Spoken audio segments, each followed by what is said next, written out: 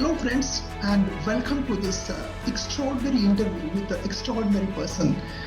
Dear friends, today is a very special day for me also. I'm super excited. Actually, today I got a chance to speak with my favorite author. I have read his books since my childhood. His books have inspired me and millions of people, not only in Maharashtra, throughout India. Amazing personality. Friends, he is from IIT Mumbai. Okay, he has received a number of awards. He has written 42 books. Can you imagine? He has written 42 books. I mean, even we can't read 42 books. He has written 42 books. An inspirational person, a very intelligent person, and most important thing is he's very much aware about social cause also. He's always involved in social activities also. A polymath, a genius. Friends, please, if you think that you are lagging some qualities, if you think that you want to be really successful, if you are looking for someone who has really made it big from scratch, then this interview is for you. Don't miss this interview. We are going to have a detailed discussion with a great personality, Achyut Godbole. Sir, welcome to my channel, sir. Thank you.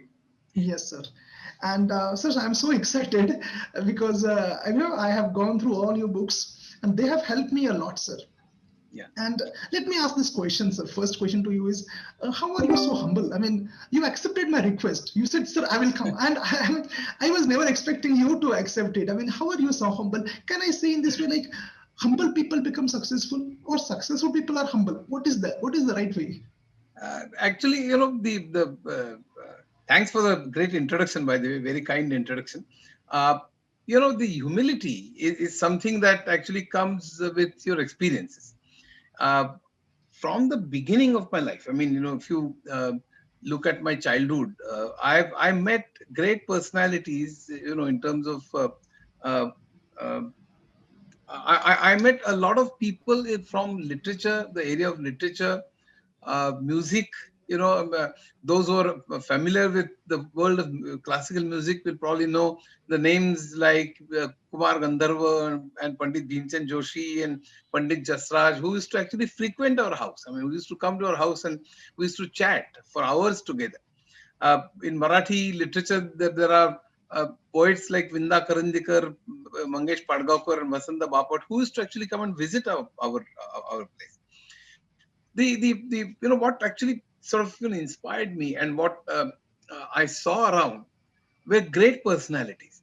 When I went to IIT, until that time I was 16th in the SSC board, first in the university. I actually didn't lose a single mark in mathematics from first standard to IIT in most of the examinations. In some I lost, but I think in most of the examinations. And I think I thought I didn't have. I was never a conceited person. By the way. I never was very super proud, if you want to say that.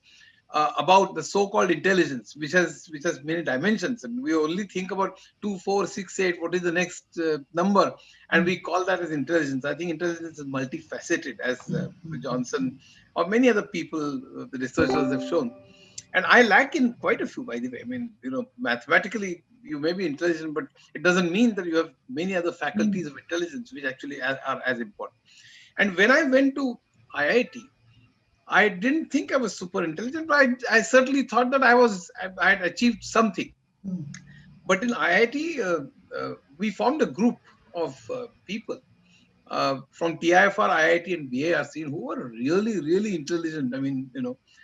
Somebody who actually stood first in the IIT entrance. I was maybe 28, 30 second or whatever. I don't remember the exact number, but the person from TIFR who was a visiting professor in Stanford, or a person like Sri Krishna Dani, who was regarded as one of the 100 the greatest mathematicians in the world. I mean, that kind of.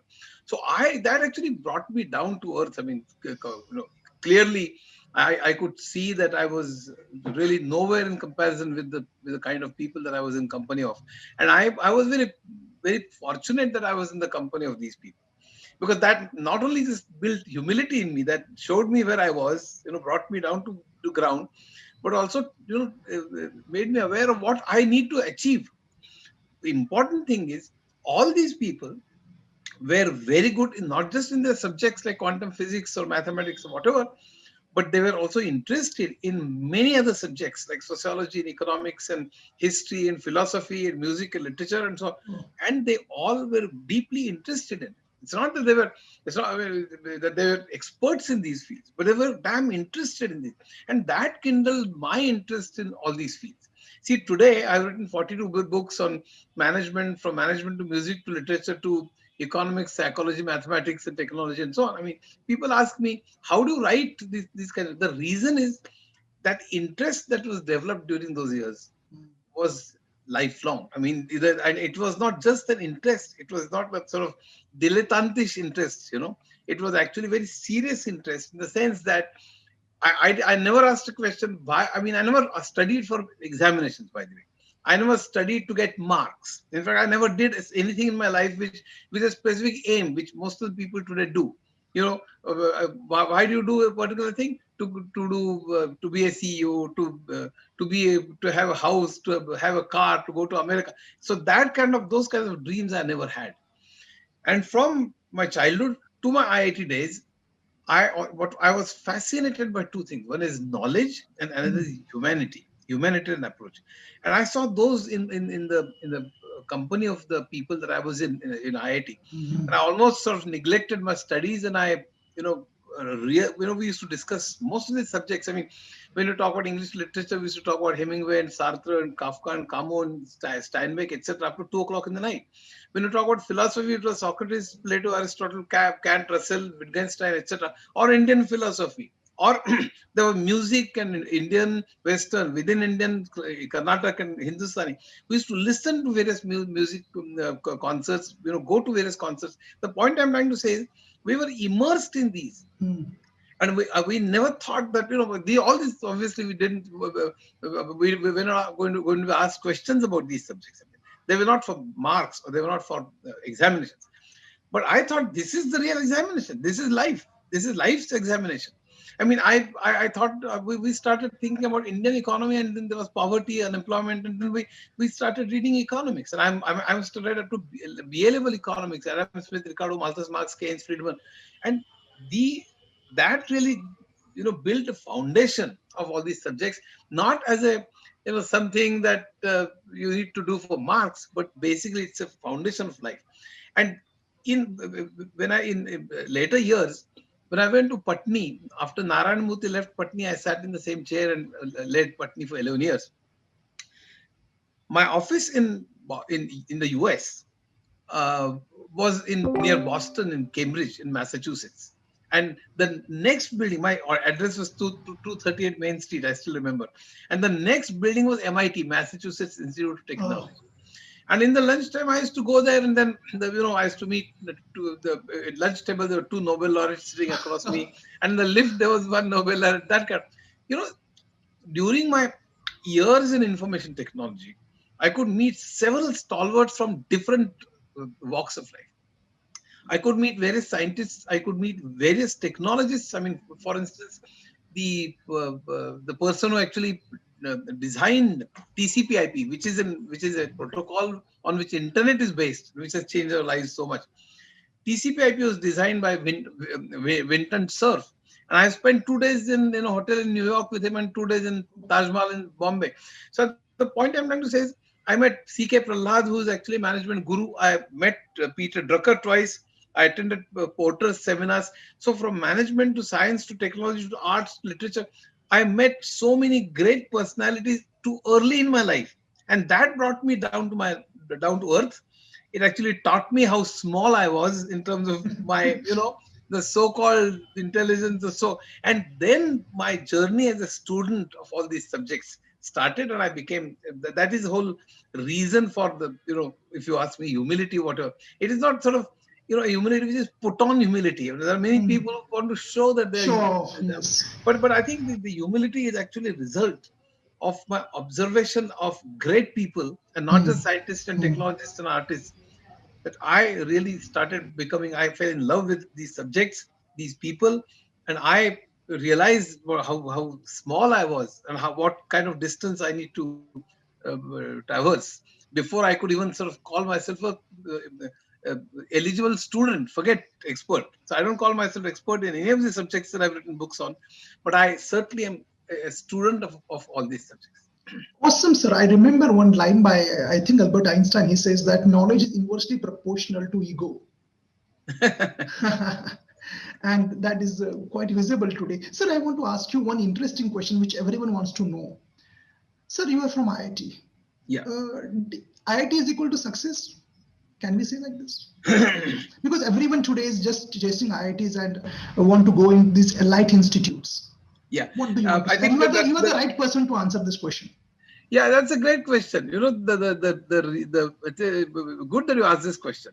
The reason is, reason why IITs are sought after is not because IITs give you great education, but IITs are sought after because they give you great salary, and that's a sure short road to go to the US and then settle there.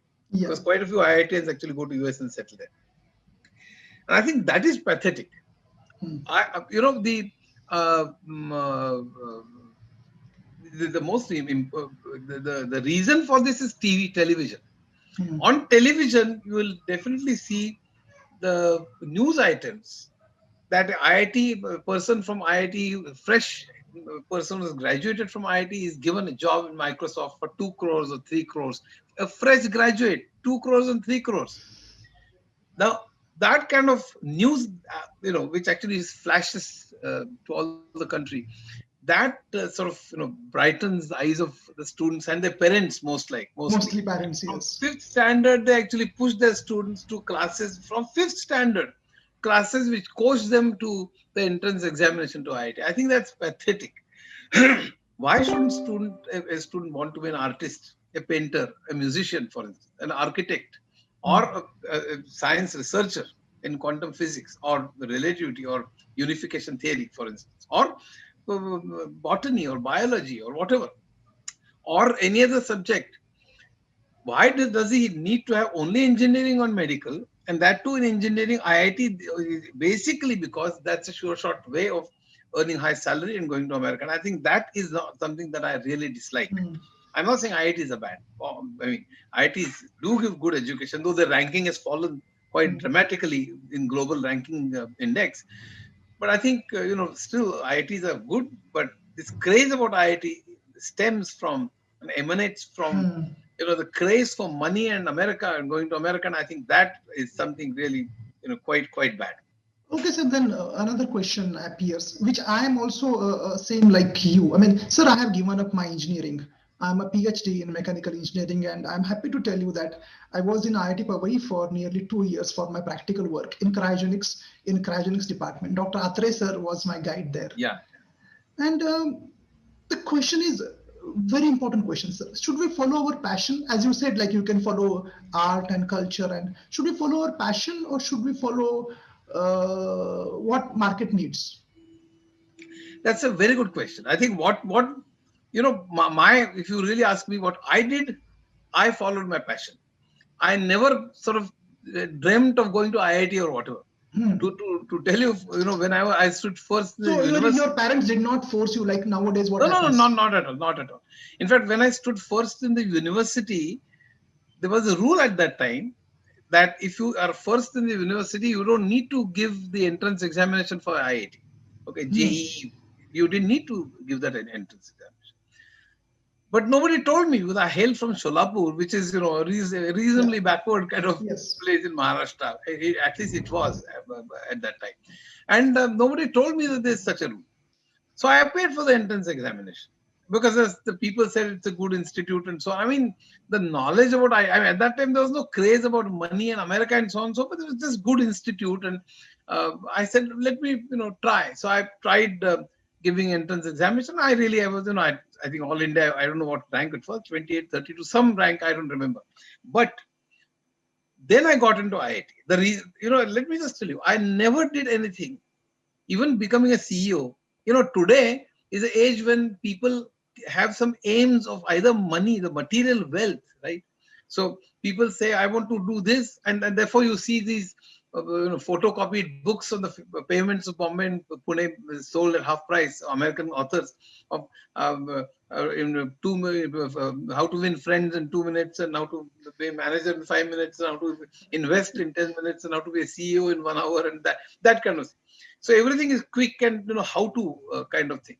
So people are motivated by this, and also if you see the advertisements on the television, they're all of rich people, all cricketers, all cinema actors, film actors, all industrialists.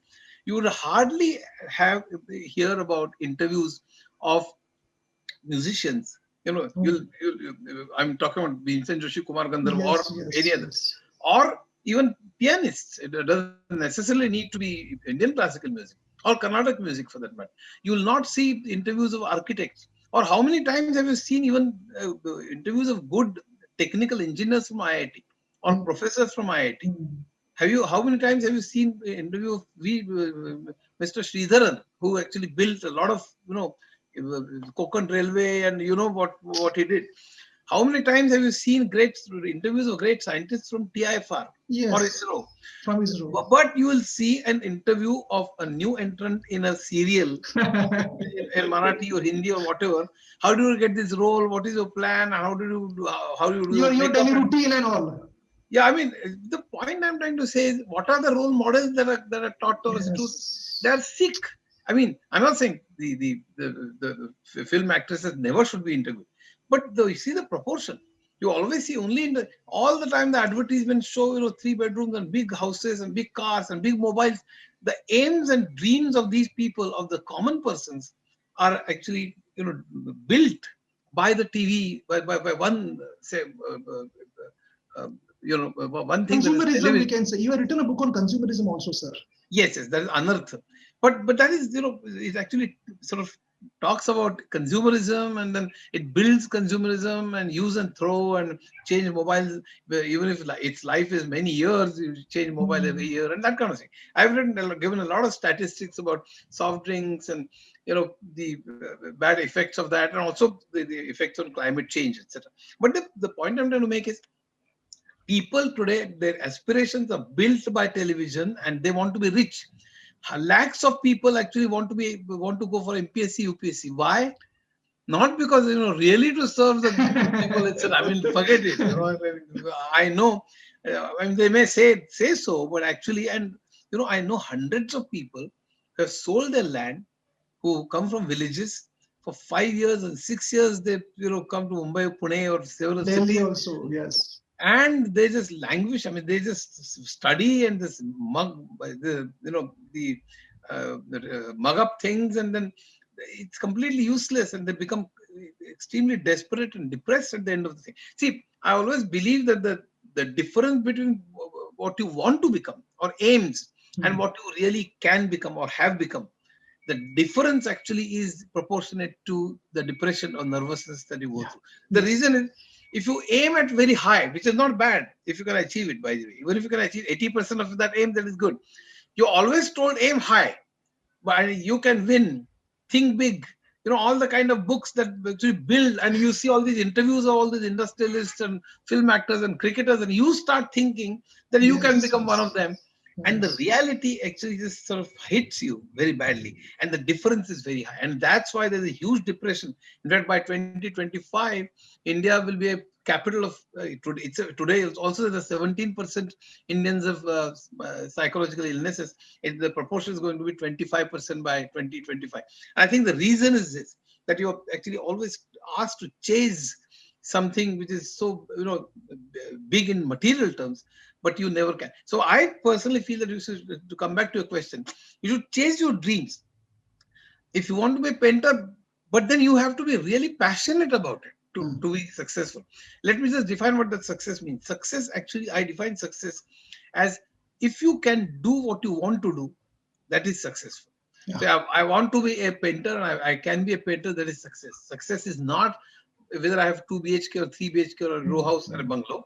Success is not whether I have a BMW or whatever car. Success Mm. is not whether I go to America or whatever. Success is to be able to do what you want to do. And I think I also agree that there is a practical, economic view as well. Mm. You have to survive. You have to. So I understand that. that you may have to take up a job to survive. Okay, okay. So you should do that, and you should do that well, by the way. So, but you should do that also passionately. I mean, if you're a chemist, for instance, you should learn about that subject passionately, but pursue your interests also very passionately, and therefore don't give that up.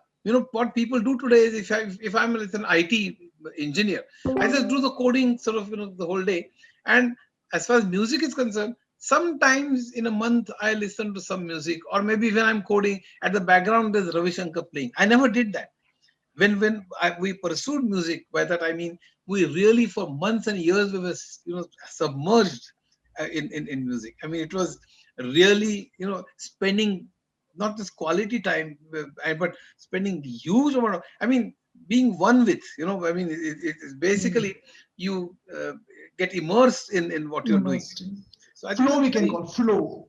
Yeah. So I think it's very important to be passionate about what you do, and that's what success is. Success is not just material things. And unfortunately, our youth is quite misled by, again, the television and mobile and the consumerist things, and also the peer Motivational pressure. speakers, some motivational speakers. But the motivational speakers, always kind of quote Vivekananda said this, and Abraham Lincoln said this, and so on. Hundreds of people listen to the so-called motivational speakers, feel very nice for 5-10 minutes, Yeah, and it's nice. go back to their very small hutments, by the way, or maybe slums or one-room kitchen or wherever they live, and the motivational speaker actually goes in his very good car.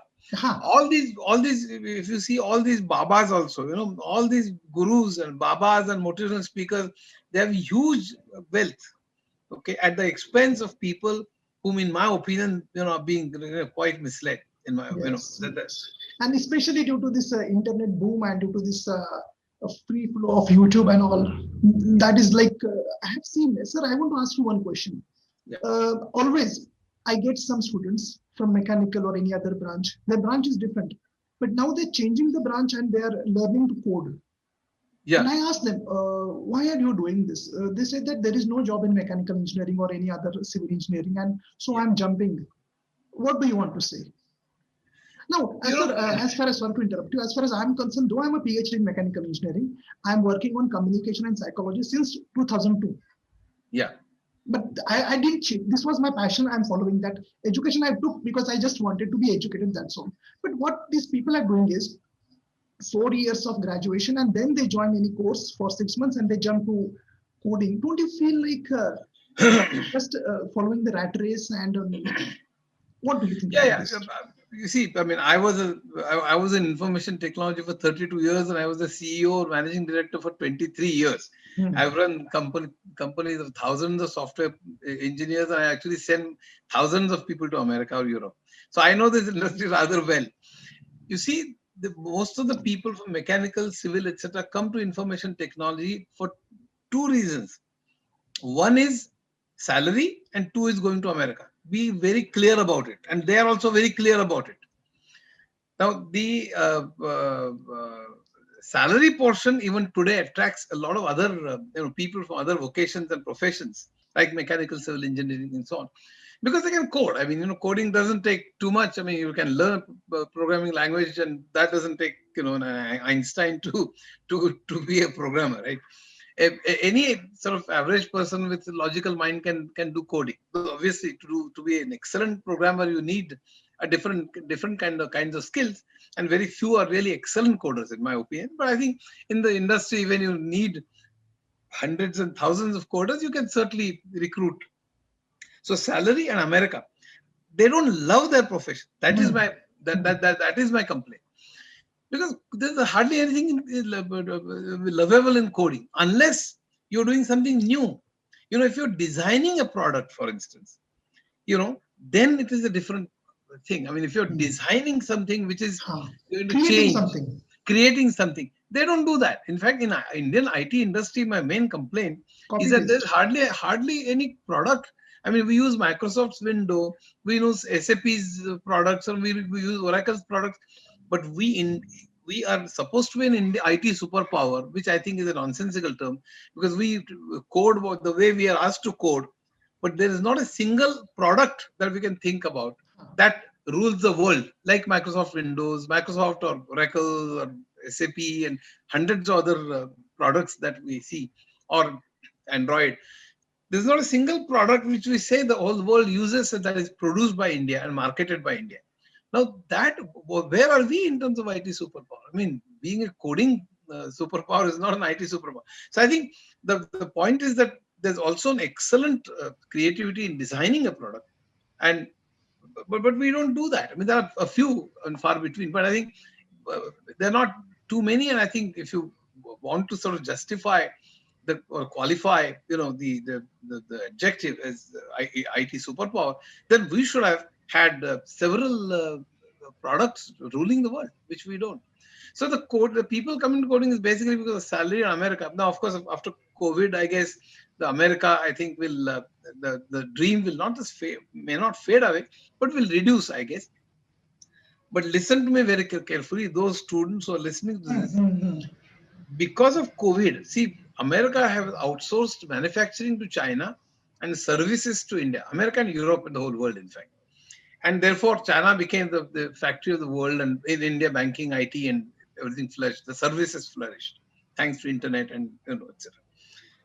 But after the American-China war started becoming very hot, and there are reasons which I think go beyond our interview. But the reason when China actually started dominating in AI, robotics, 5G, and so on, and they started competing with the American and European products, they started sort of becoming quite aware of the Chinese strength, and then the US-China war started, frankly. But that apart. America today, American corporates have become very, very aware that over dependence on China and India and now Bangladesh and maybe other countries is not very good. So the whole concept of reshoring has started, taking roots in America. Why outsource at all? So slowly, but the whole reason of outsourcing was American labor was very expensive and Indian labor was cheap. That's why it was outsourced. And that's why automation and AI, Industry 4.0, which started in 2011 in Germany, is going to play a huge role. And the entire direction of American corporates today is to, if American labor is very expensive, then I'll build all my products, not all, but quite a few products and quite a few services using AI and machine learning and deep learning and so on, so that I don't even need American labor. I may have to make some investments, one-time investments in AI and so on. But after that, I can reshore most of these jobs from China and America, and maybe in 10, 20 years. So beware. Today, you may have a job as a coder, but that if that outsourcing really stops or maybe even reduces by half in the next 10 years or 15 years, which is quite likely in my opinion, you may actually lose your job, or maybe so I think it's very important for us. And also the coding is being automated, as you probably know, at least just coding and testing is being automated. Designing is not is still not completely automated, but the entire drive towards automation and AI will sort of reduce the availability of the jobs at the lower end of the ladder. And I think in India there are majority of our coders are doing very low level work, and I think they may lose their jobs, or at least the way they're doing their jobs will certainly change in the course of next 10 to 20 years. So, I mean, that's something that I want to sort of, warn all the people. Yeah, that is, and it will be a dead end career. And then people realize that, whoa, hang on, I'm on the wrong path actually. That Yeah. happens. Sir, Yeah. another question is how you turn to writing. You see, It's a very important question. You have written 42 books. I can't imagine, sir. Yeah, actually, I wrote 4 books in English before that. I mean, the operating systems, data communication networks, web technologies, and demystifying computers. And all 4 are, 4, 5, 600 pages books. They're published by Tata McGraw-Hill. Then McGraw-Hill actually translated them in Chinese and a few languages. So they're available in Hong Kong, Singapore, Taiwan, Japan, etc. And those big books have become very popular. But I think after that, actually, the whole thing really started with my son having autism. Autism is a very, sort of incurable. It's not. It's a it's a case of brain damage.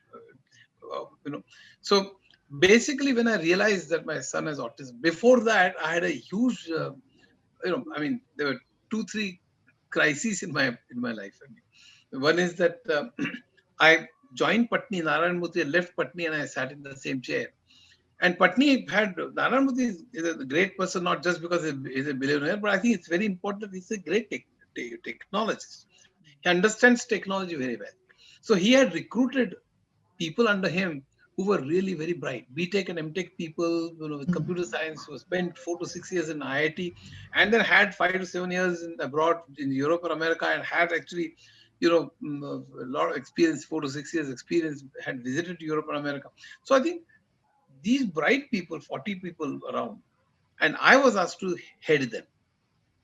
My life actually had been spent in application software. I think you obviously know, but let me just tell my viewers that computers has two sections, hardware and software has two sections, application software and system software. System software is something that actually comes along with the computer. I mean, like operating systems and compilers and databases and so on, which a normal programmer doesn't do write afresh. But application software is using the computer and system software. You write application for banking and production planning and purchasing and accounting and so on. That is application software. When I started my career, after IIT, obviously I spent a few years in Adivasis, and I realized my shortcomings, and I came back, and I then spent 1 year sort of in Bombay, changed 13 houses, and etc. And then came into IIT, I came into information technology, and then they spent 10 years in application software, building, purchasing, and payroll, and all that kind of applications. And then I joined Patni. Now, at that time, there were 40 people who were actually trained in system software. And in system software, there are several subjects which were actually, interlinked. Unless you understand digital electronics, you don't understand computer architecture. Unless you understand computer architecture, you don't understand operating systems. Unless you understand operating systems, you don't understand compilers and so on, and databases, etc. It's not that you don't understand anything, but to understand from a very fundamental point of view, you need to understand these. And each one had 5 to 700 pages books, like Tannenbaums and Stallings and so on and so forth. And they were really complex books. For each subject, 2, 3 books, by the way. And all these guys had studied those for 4 to 6 years. When I joined IIT, there was no computer science. So I was not a computer science graduate. I was a chemical engineer. I don't remember chemical engineering even one bit today, and I didn't remember it then also. That's a separate issue. But I'm not a computer science graduate, and there were 40 people under me, and 80% of our business was system software. So it actually demanded the knowledge of system software. So I was actually, I would say black sheep, but I think I was out of place. I felt quite I felt that I didn't belong there. When my people who were working for me used to discuss the projects, etc., I couldn't participate in that. I was very depressed. I was very diffident. And at that time, I had all the addictions. I mean, I used to smoke 40 cigarettes, from BDs to cigars, and I was addicted to drinking as well. I used to have half a bottle, which actually means 6 pegs, from deshi daru to champagne. And then there was pan parag, and gutka, and tobacco and so on. So I was really addicted to these for a year or two. I was going down the drain, really. And so when I started reading about system software, I couldn't understand anything, because they were all big books, very large books, and they were all interlinked. And so I used to just go to the bar and have a few pegs and come back. And so basically, I used to. But then the almost my future was writ large on. It was very clear that I was sort of doomed. But at that time, the autism of my son was detected. And then I realized that I had to take care of him for the whole life. And if I wanted to take care of him even after we are no more, I needed to create a fund. And at that time, the interest rate was 12%. So I calculated at night, I still remember. And I realized that I had to actually, accumulate, or I have to save 2.5 crores that time, in order that the interest will fetch the money enough for my son's, sort of day to day, in whichever institute that we'll have to sort of put him. So we saw a bank balance which was around 200 rupees, because I had spent all the money to give away to some people who were working for social causes, or books or musical CDs or my addictions. So I think then I started realizing that I have to understand and study system software if I have to survive and retain my job. And that then I struggled a lot, which I won't go into, but for hours together, I used to sort of flip through this book and that and so on and so forth for weeks on end. The struggle went on, and then finally I wouldn't say crack it, but I really understood how it worked. And finally, when I really realized how an instruction is executed on a computer at the machine level, not just machine, but micro instruction level, I literally danced. You see, it my entire pleasure in my life is like Richard Feynman used to say, pleasure of understanding things, and Yes. and that curiosity and being a student all my life. I think that has Yes. Yes. fascinated me. So even if computer science was not my subject, learning it all by myself. Obviously, many people from under who were working with me also helped me a lot. But then then I wrote my first book called Operating Systems. And I said, I'll write the first book which is on the subject, which is the most difficult subject in computer science, which is operating system, which is a 700 pages book. And then that book became very, very popular. Narayan Murthy also has praised it. Several people actually praised. As I've said, it's been translated into Chinese and so on. But then, Mr. Patni started telling me, you were from IIT, IBM, your English is good and you present well, and why don't you help me? So I started going to America, helping him in Boston, Los Angeles, etc. For 1 year, I tried. It doesn't mean that I succeeded, but I learned a lot how to handle customers and so on. And then that helped me expand my business in Japan, Australia, and Europe, etc. for several companies. But then after running Patni for 11 years, I was a managing director for 4 years of Sintel. We were headquartered in Detroit, and then CEO of Chief Executive of Larsen and Toubro Information Technology, uh, again, and then APAR and Disha, etc. APAR headquartered in Pittsburgh and Disha headquartered in Seattle, etc. So I think so. I could travel abroad obviously 100, 150 times, but more importantly, run companies of thousands of people. It gave me an overview of management, and I think the luckily the salaries of CEOs were not as high as they are today. I mean, they're like, if you take stock options, they're like 20 crores, 30 crores. But at that time, there were 75 lakhs and 1 crore and so on. But being a CEO for 23 years, I could achieve what I wanted to achieve for Nihar, my son's name. And then I said, why do I mean, what is the great point in just, sort of keeping on earning money and accumulating money? I mean, for BMWs and Mercedes and so on and so forth. I'm not fascinated by them. I can buy them obviously, but I'm not fascinated by them at all. I mean, I still go in my Wagoner and very happily. Maybe people will say it doesn't have money, but it doesn't bother me at all. The most important thing is, in fact, I've driven, I've actually driven BMW in Germany on Autobahn without speed limits, and it's a great pleasure, by the way. I love BMW because the engine is very good, but quite a few times people love BMW not because its engine is very good, Status. because they want to say, when they open the door of the BMW, how many people from the society are actually looking at me? I think that is something which really hurts me. I mean, how people think about you actually drives what you think about yourself. As Eric Fromm has said, I think your self-image goes down if people don't think very highly of you. And the reason people think very highly of you in today's society is where you live and what drive the car you drive and whether you're in America itself. So that is where the entire conflict arises. And luckily, I've sort of come out of that conflict. Mm. I think the important thing is that when I realize that I don't need to just accumulate money, why don't I write something in my own mother tongue? I love Marathi. I mean, I obviously like English as well. All my thoughts actually today and my writing and reading, and not writing, reading actually takes place in English. I have 4,000 books, by the way, Oh. and many books on Kindle, etc. Accumulated, collected over the last 40 years, right from the footpaths of Flora Fountain in earlier days to, Barnes and Nobles in New York and several places, and Foyles in London and several places in the world. I've been to bookstores all over, and on Kindle and Amazon as well. So then I said, I'm really deeply interested in these. It doesn't mean I'm an expert. I never considered myself as an expert, But I'm a student. I want to learn. Like a child looks at the world, with amazement and wonder. So I also look at all these, and then I want to understand how all these took place. And therefore, I said, why don't I write books on most of these in Marathi? As a student, I learn, then write in simple terms, so that knowledge spreads to Marathi. So to make Marathi as Jnana Bhasha, the language of knowledge, is something that I have always dreamt of.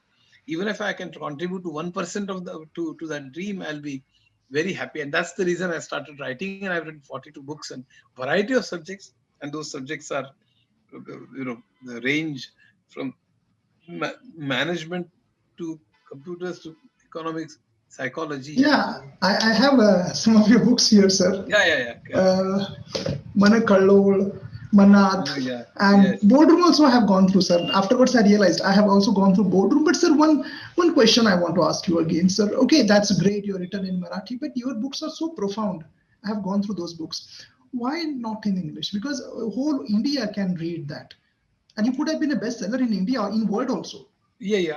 I'm pretty aware of that. I mean, if I had written those books in English, they could have been bestsellers. I'm absolutely aware. But in India, I mean, um, you can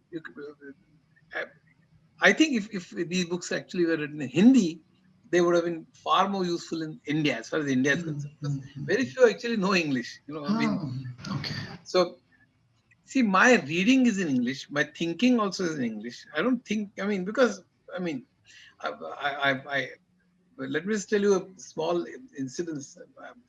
In IIT, I say I'm educated in Marathi medium. When I came to IIT, I was insulted because of my English, because I was sitting in the first year. I was sitting at a dining table, and somebody actually started pointing errors in my speech, and then I was really, upset. I mean, I don't take sort of insults very, very lightly. When it comes to somebody says you're not good looking, it doesn't matter. Somebody says don't have money, it doesn't matter, because I actually speaking the truth. Why should I feel bad about it? But if somebody says you can't do this, or you are bad at Oh, that, that's something that really, I'm. And then I, for 10 months, I did nothing but English. By the way, English etymology, there is roots and yes.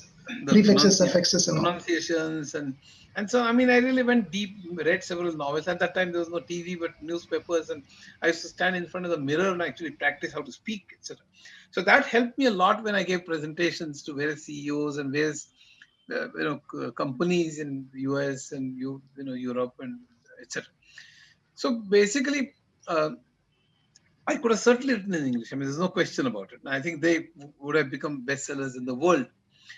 But the idea was, in the world and in English, there are several good books already available. Maybe they would have been one more. I would have earned a lot of money, maybe fame. Mm. But if you look at even psychology, if you look at economics, there are at least really 100 good books on economics. I mean, I must have read myself maybe 30, 40 really super books by Robert Hellbronner, for instance, or Thoreau of MIT, or even Paul Krugman, Nobel laureate, who's peddling prosperity in several books. Stiglitz, for instance, who's again a Nobel laureate, written superb, 6, 7 books, and I've read quite a few. So I would have probably added one more, and then they were, obviously my style is sort of explaining in simple terms how it works. Mm. So it would have been a little different, but there are also good books in English of how it works. But in Marathi, I found that there are very Yeah, few books which explain how it works. yeah. You know, so if you look at my books, they not only just contains the biographies of the economists, for instance, in Arthat, but also the principles of economics. I mean, there's Adam Smith, Ricardo, Malthus, Marx, Keynes, Friedman, and there are several others also, utilitarians and so on. The book will give you, the book actually deals with 3 levels, and that's true about all books. That's why I'm actually talking about this. Whether Arthat, Kimagar, Manat, take Kimagar for instance. Kimagar talks about the origin from origin of the universe to origin of man, or a person, human being. So at one time, origin of universe, which is Big Bang, quantum mechanics, and right to Einstein and so on and so forth. and then how Earth was created. So there's geology, and then on the Earth how chemicals were generated, so inorganic, organic chemistry, and then how the first living being came into existence and evolution, and the advent of the first human being. So from the universe to, and the 600 pages book, you'll find biographies of scientists on the one hand, you'll see the history of science on the other hand, and you'll see the principles of science like relativity to DNA being taught or being actually explained in very simple terms. So I think it actually it sort of goes at three levels. Similarly, in economics, it actually tells you about history of the world or in economic terms, or history of economics, then biographies, and actually explains the concepts. And if you say the comparative cost theory of Ricardo, for instance, or the Marxian theory of surplus value, or the Keynesian theory of not the deficit financing, but the government expenditure, and his whole theory about the depression and so on, or Friedman's theory, for instance, challenging Keynes' theory. So you learn about economics, you learn about the biographies, but it's interwoven in such a fashion, in my opinion, maybe indulging to self-praise, but in such a lucid fashion that people really fall in love with it. And I've got thousands of people, saying that, see, my autobiography, Musafir, has sold around 70, 80,000 copies. Manat, 60, 70,000 copies. The rest, 30, 40,000 copies, 25, 30, etc. But it's not the number of copies that matters to me, but the kind of impact that it has had. Impact, I mean, I have yes. hundreds and thousands of people who have written to me saying that it has taught them the subject, it has changed their career, it has, I'm they one came of out of them. depression. There are 14 people on the record have said that they changed their mind, they wanted to commit suicide, they were so depressed, but because of the books, and especially Musafir, Manat, Kimagar, they actually came out of it and they wanted to do something different in their life. I think that is something that motivates me and motivates me to keep writing. And in Marathi, there are not very many books, unlike in English, and therefore I Yes. write in Marathi. I'm sorry for the Yes. lengthy answers, but I think it's very No, no, no, important. no, no, no, sir. I want you to. I'm fascinated, sir. Why do we? I understood. Like this knowledge, which was only for intellectuals, this knowledge has now reached to common people through the regional languages. Can't we translate your books into multiple regional languages in India? Because there are many people out there in different states of our country who are still ignorant, and your Yes, intellectual books can reach those masses. yes. What I have done is I have actually I have not myself translated because I'm very bad at Hindi, but I have got them translated. Musafir, my autobiography, Manat, which is on psychology, Kimagar, Ah, which is on science, Arthat, which is on economics, Ganiti, which is on mathematics, and Zapurza, Volume 1, which is on Western literature, hmm, have already been translated okay, in Hindi. okay. Now, I really am not aware. Frankly speaking, you have actually hit on the nail. I mean, if these are translated in English is one thing, but more than that, more than the global, I wouldn't say market is a very bad word. Reaching out to global audience, I would say that if they are translated into Tamil and Kannada and several other Ah, languages, for instance, I would be very, very, very happy. In ah, fact, they are so. I would say by successful, I don't mean just the number of people who have read it or the number of copies sold, but they're successful in terms of changing lives of so many people, yes. impacting or touching hearts of millions of people. That I wish that there would be publishers who would be sort of looking at it Hmm, and say, okay, I'll get them translated and then publish them. okay. I don't care what royalty they pay me. I mean, that is not the issue. I mean, it's not that money doesn't matter. I mean, obviously everybody wants money, but it's not for money's sake that I'm talking about this, but it's spreading knowledge. If somebody could translate them, let's say in Tamil, and it becomes popular in Tamil Nadu, all these subjects, for instance, explained in so simple but very clear terms, I think it'll be fantastic, and in so many other languages as well. But I don't know these people. I don't know whom to approach. I mean, I Okay. have six books ready translated in Hindi, but I still don't know whom to approach. And those, I'm absolutely certain those books will be hit in their languages because Yes, the definitely. translations are done by a very good person.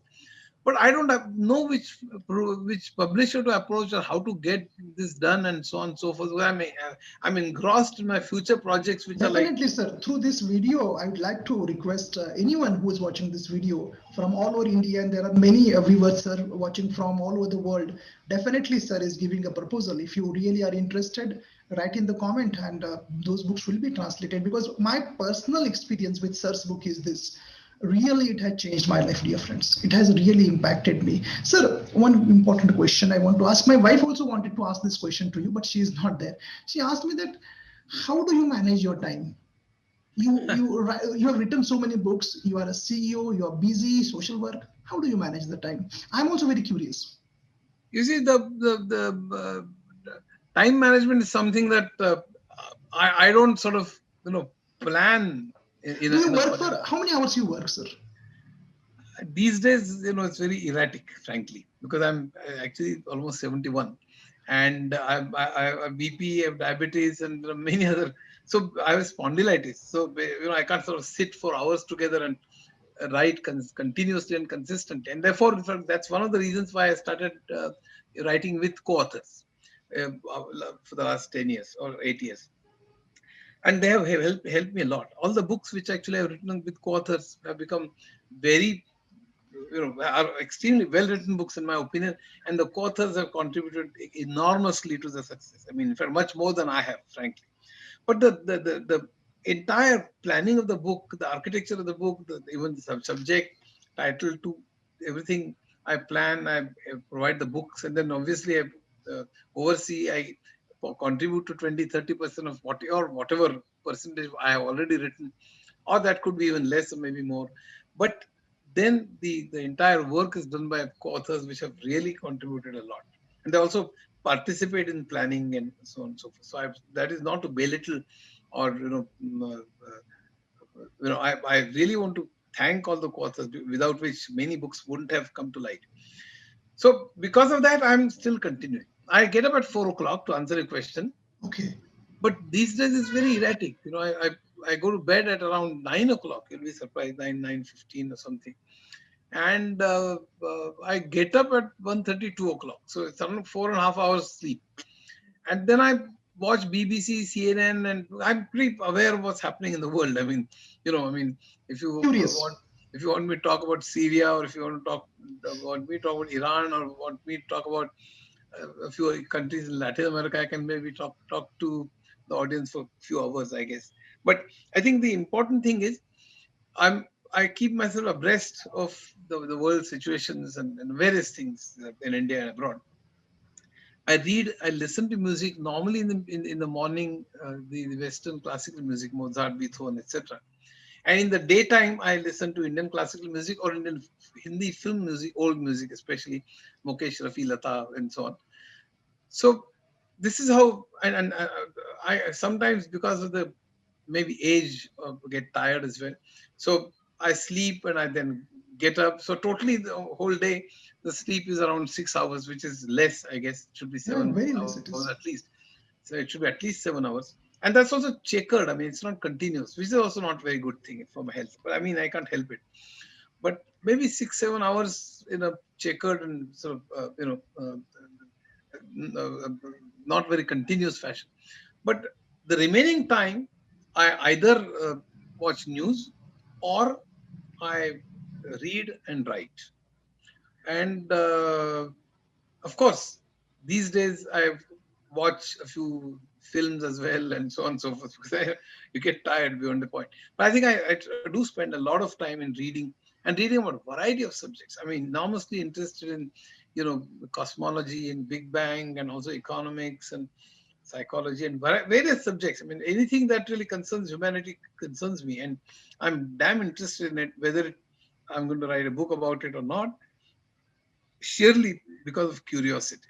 And I think Sir, it's I always tell my students on my videos that reading is to mind what exercise is to body. yes, yes, I absolutely. always say this. What's your take on this?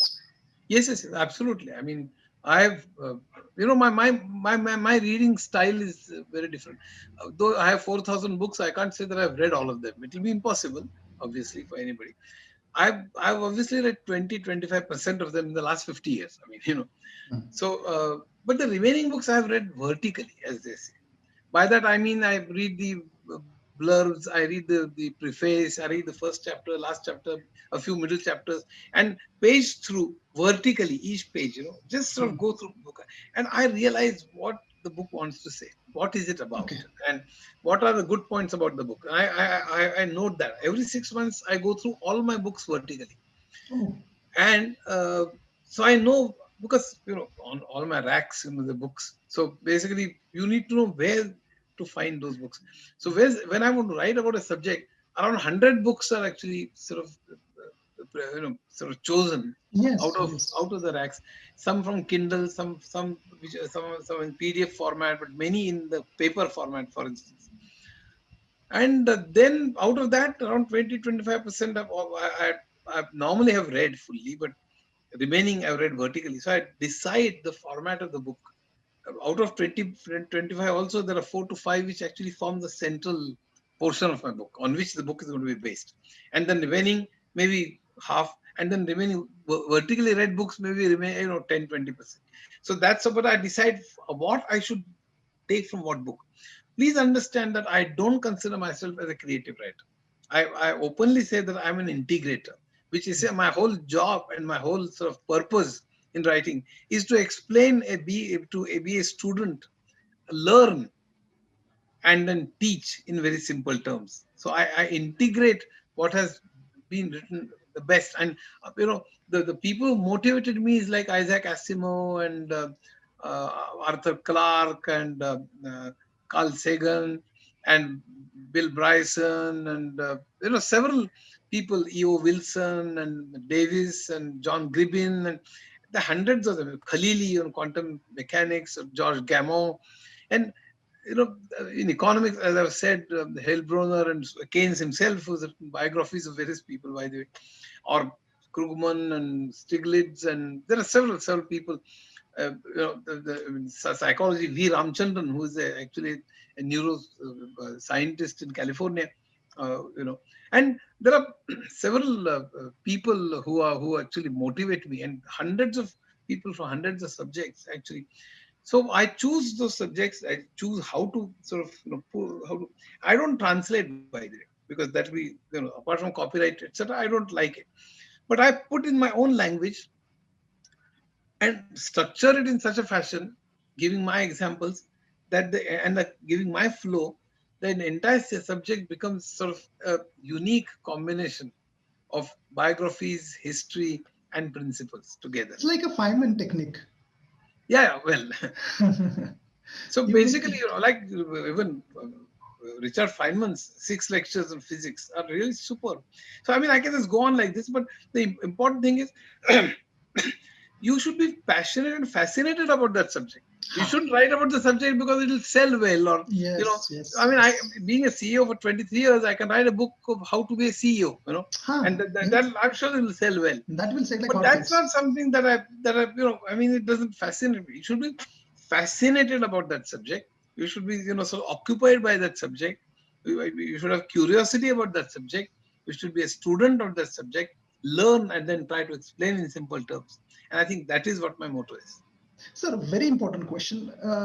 Everyone, as I said before, also like motivational seminars, they go and waste their 1 and 2 hours and motivational CDs and motivational books. Sir, how do you, how are you self motivated? You are self motivated. How to be self motivated? Because you said like you are a student, you are so Yeah. curious. How to do that? No, I think probably it has to come from two sources. One is it has to come from within. So you have to Hmm. motivate yourself all the time. And the second is upbringing and the surrounding environment. Hmm. Your teachers, your parents, and so on and so forth. Luckily, I hope that I can say that proudly that I'm pretty good at both. I mean, in the sense that I had a great environment. My Hmm. sisters, my Sulbha and Pushpa, my parents, my father and my mother both that not only loved me but encouraged me. Uh, my teachers in the school and Professor Sriram Pujari, who used to visit our place, kindled my interest in literature, music, and so on beyond examinations and beyond marks. I think that's very important. They all taught me to love the subject. And I sort of continued with that in IIT days and beyond. Even information technology, even if I was CEO, etc., I used to read, I used to love the subject. I still love TCP/IP and the way the entire protocol works. My data communication book, if you read, I mean, I really have fallen in love with TCP/IP. I won't like to sort of explain that right now because it's to sort of go on for hours. But essentially, the whole idea was to connect thousands of networks, Ethernet to X.25 to hundreds of networks, local and metropolitan and wide area networks, so that they could communicate from one to another. I mean, just imagine, for instance, that I can send an email from my PC connected to a network. It travels through hundreds of networks of different topologies and different protocols of the different frame and packet sizes and different acknowledgement schemes and different etc, and still reaches my friend in New York. How does it do it? And that has been made possible because of TCP/IP. And I've explained that, and when I really understood how it does it, I really became, I mean, this was really great moment. So I think the important thing why I explained this, you have to really fall in love with this, right? Mm-hmm. I mean, whether it is science or whether it is economics or whether it is psychology, if it should really sort of create a spark in you, that wow moment. And Yeah. then, but unfortunately, I don't find that in even professors today. I mean, they teach because they have to teach. Students Teach. also learn because they have to Syllabus. get marks.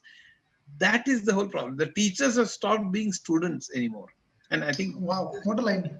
Teachers are not students. And sir, I always tell my students that I'm a good teacher because I'm a good student. And what you were absolutely, saying is exactly applicable to me also. Sir, I train for communication psychology because I faced all these problems and I'm very yes, passionate and I don't feel like I'm working. I yes, never felt like I'm working. And I never put money in the equation. It is just right. following me. Do you have some time, sir? 5 minutes? Yeah, yeah, sure, sure. Yeah, okay. Sir, very important question is how do you deal with adversities in life? You also have struggled a lot. What is the role of psychology uh, which plays in your life? How do you manage your mind? How do you manage your thoughts, your emotions? Let me just tell you, the I was, in a sense, very lucky that, as I've said, my uh, upbringing was very good. But when I spent time with Adivasis, you know, also I spent year after I came back from Adivasis because I realized that I couldn't sort of continue a lifelong in that area. I realized my shortcomings, and I openly say that. Then I spent 1 year sort of in various, I won't say slums and areas which nobody would dare to go. I mean, I spent, sorry, there was an activist who used to run schools in the children of prostitutes, for instance. So I used to go to the areas of prostitutes, talk to them. Uh, I used to, in fact, live almost in a slum for several months. So, I've seen what pain is. I've seen what poverty is. I've seen what unemployment is. For 1 year, I myself didn't find a job. I, because every time they asked me, what were you doing? And I said that I was working with Adivasis, and I had gone to jail also for 10 days for participating in a satyagraha, non-violent satyagraha, obviously. But I participated in a satyagraha so that the land should be distributed to Adivasis and so on. So I used to tell the people who used to interview me and ask me a question, what were you doing for so many days or months after IIT? And I said I participated in a movement with Adivasis, and I was asked me more deeply. Then I said I went to prison also. I went to jail also. And then they said, thank you very much because this guy will do the same thing We here. got the answer. So we got the answer.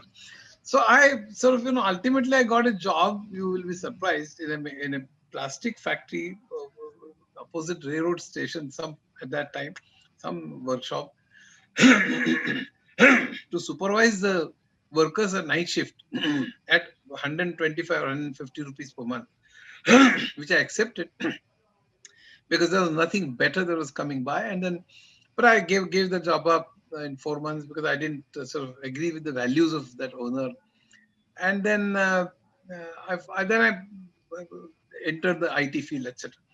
So I've seen what as I mean, I really believe that if you are going through hardships, you should see people who are in fact worse off than you. I mean, I have an autistic son, which is terrible. I mean, I don't know Yeah, yeah. any.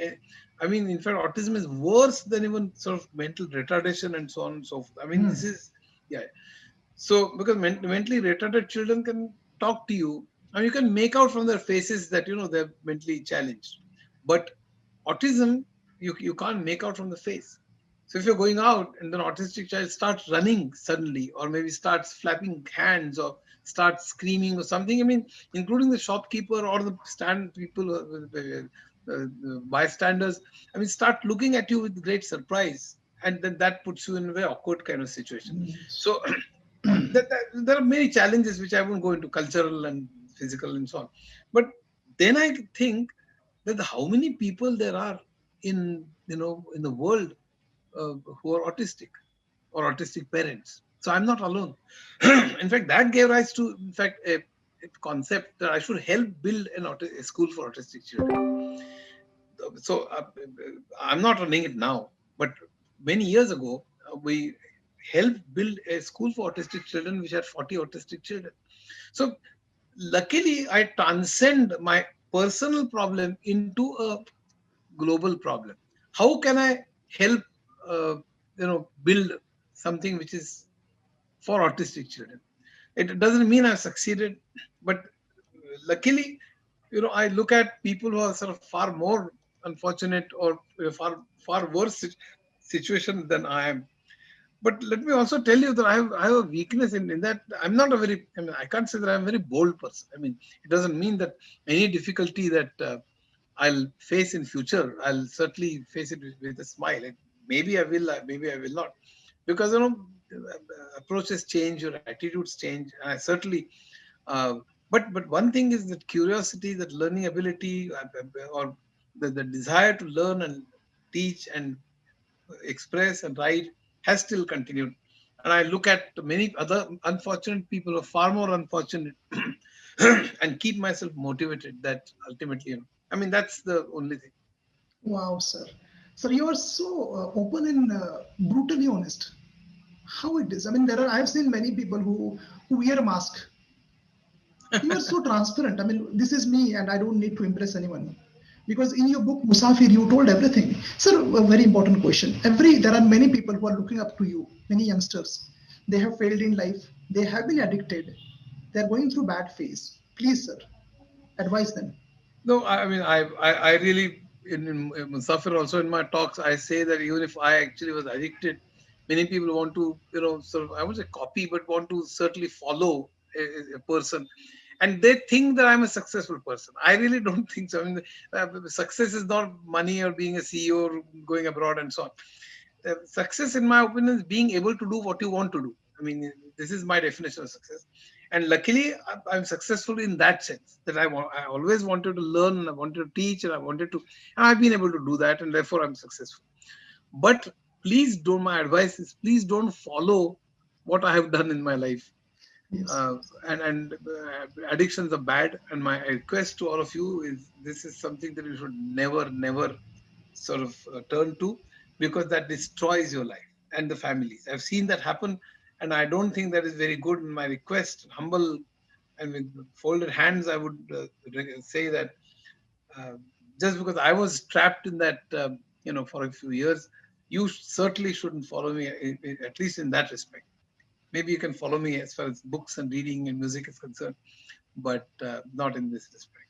But Please. definitely, I can say to my students that, friends, I can tell you one thing, that your past is not important. What is important is your present, which will shape your future. And that is what we can learn from, sir.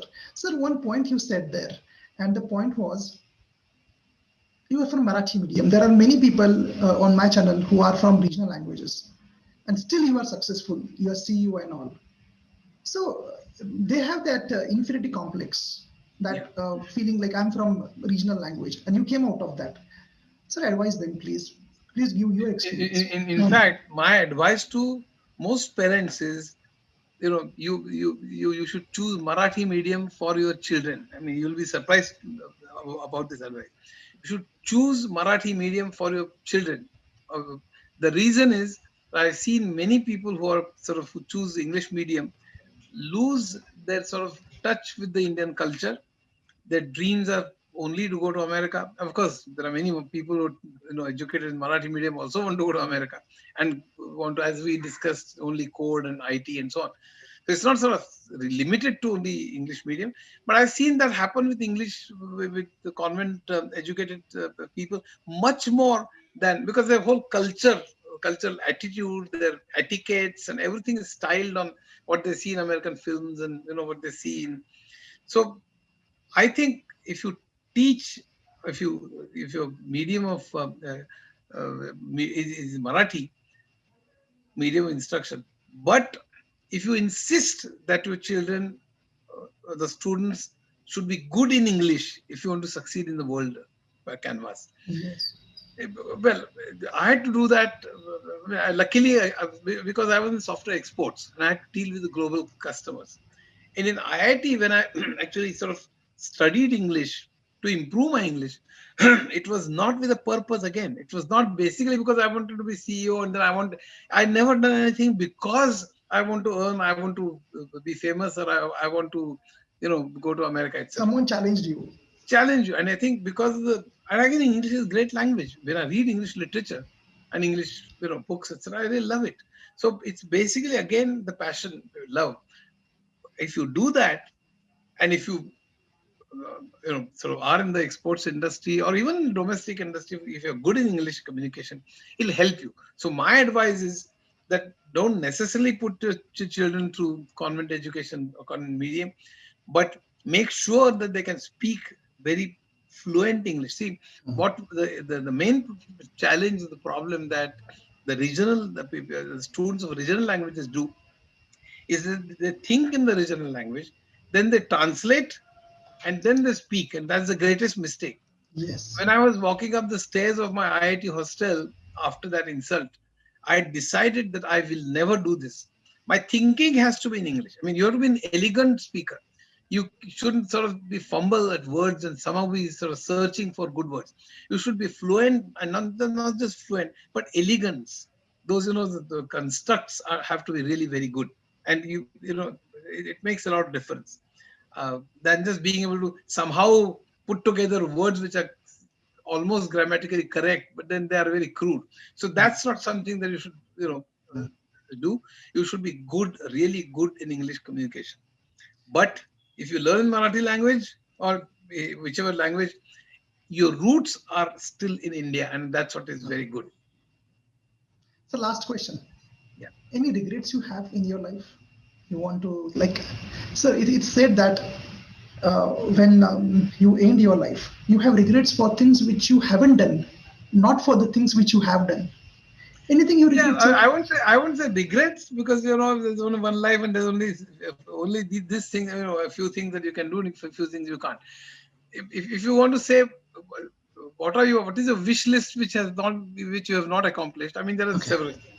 I would have loved to be a good painter. I would have loved to be a good singer, for instance, a good music director. I'm not that.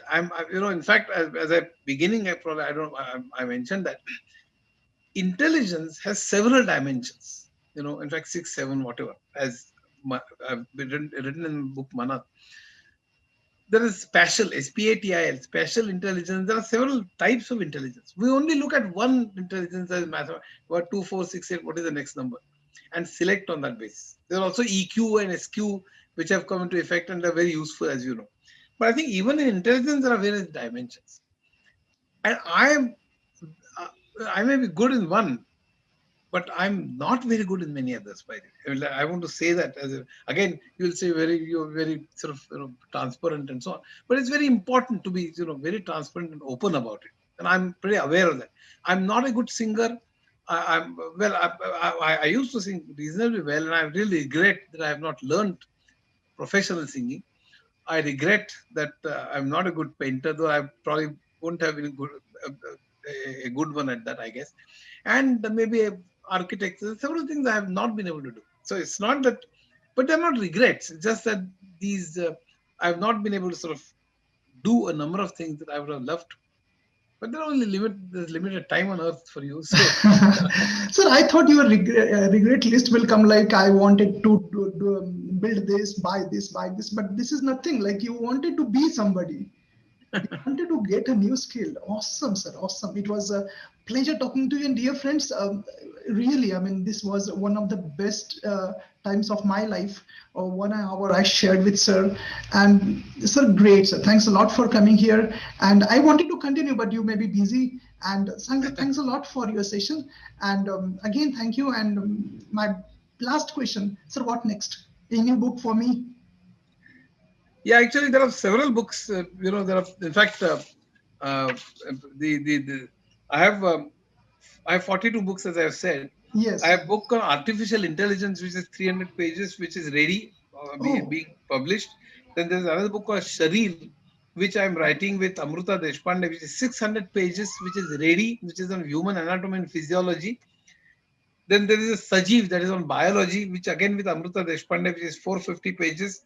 Then there's a book with Asawari Nifadkar called Pravas, which is 500 pages book, which actually talks about the history of, you know, uh, uh, uh, uh, travel, or a history of,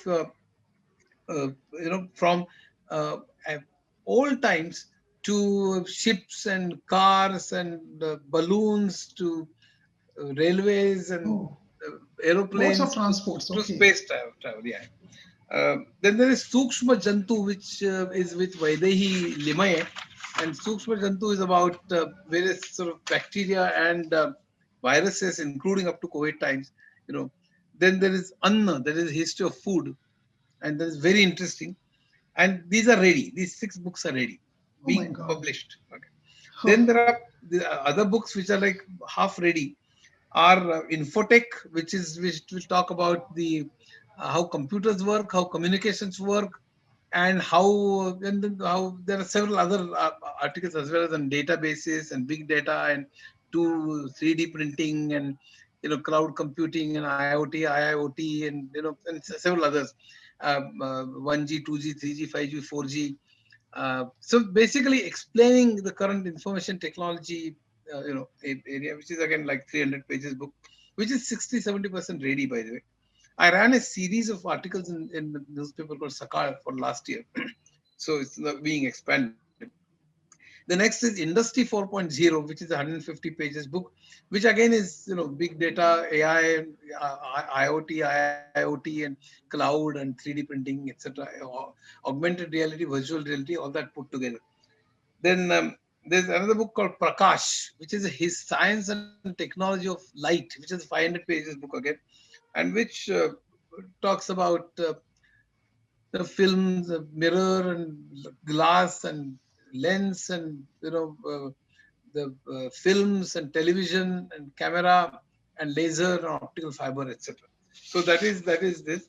And then there's a book called Vitt, which is on finance, which talks about the history and how it works. It contains both of finance, which essentially means the history of money, history of banking, history on how it works, how banking works, history and how it works of insurance, and then commodity market and foreign exchange market and stock market, and then management, finance, etc. That's around 300 pages. And then ideas. And I have a series of books of 100 to 150 pages of ideas on biology, ideas in economics, ideas in sociology, ideas in psychology, ideas in philosophy, and so on. So the ideas that have changed the world, like ideas in science will contain gravity, chaos. Gravity, for instance, has changed from Aristotle's time to Newton and Einstein's general theory is actually a theory of gravity, as we know. So all theory, its history and what that idea is, like chaos, Big Bang, black holes, all that. So in each field, ideas that have changed the world, right? So like 10 books. Then isms, socialism, capitalism, communism, anarchism, feminism, that kind of 8 books on that, 100 to 150 pages each. Now, what I'm going to do, and that's very important, by the way, it's good that you ask me this question. There are several, like Vaidyakayan, which is a history of medicine.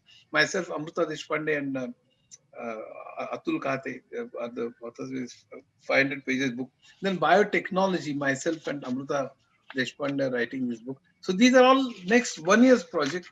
Then space travel, myself and Asawar Nifadkar.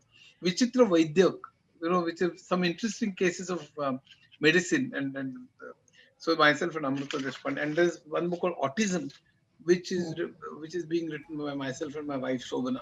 So I think these are the 18 books. 4 or 5 of them are already ready. The next 4 or 5, 2 of them myself and a few with co-authors, 50, 60% ready, and the remaining will be in the next 2 to 3 years, I would say, if everything goes right around me. But let me tell you what I'm going to do. I have plans of 50 more books, but obviously I won't be alive. 50 books. I won't be alive, obviously, because that'll take like 20 years. But what I'm going to do, and all the viewers should know this. I've created an email ID, Write with ASG, WRITEWITH small, Achyut Godbole, therefore ASG. So write with ASG@gmail.com. Anybody who's interested in writing with me, by that I don't mean co-authoring anymore. I don't care whether my name is taken not only as a co-author but also mentioned in the book. I don't care, but I believe that many of these subjects should really sort of appear in Marathi. And I will, anybody who's interested, I'll actually tell them these are the subjects, and I have these books, and those for maybe after a year or so, or even now, those who are willing to take those books, I'll part with those books. I'll also tell them these are the books which are available in PDF formats or Kindle formats or whichever formats I have available, or audio or whatever, and I'll suggest that they should go through these books, and I also guide them as to how to write, and then I'll withdraw from the scene, because then it's up to them. Because I think the whole desire is to make Marathi a Jnana Bhasha, and then I can do only this much, but I think there are so many other things that they want to do. So therefore I'm actually sort of telling you the email ID as well. Definitely, sir. I will display that on the screen. All of you, please note down the email ID also. Sir, it was really awesome talking to you, and as I said, I'm astonished with your goals, like 50 more books, and already you have 60 books now, 18 plus 42. 62 already books are there. Great, sir. My best wishes, sir, from my side for your future endeavors, and it was a pleasure talking to you, sir. Thanks for coming here, sir. Thank you.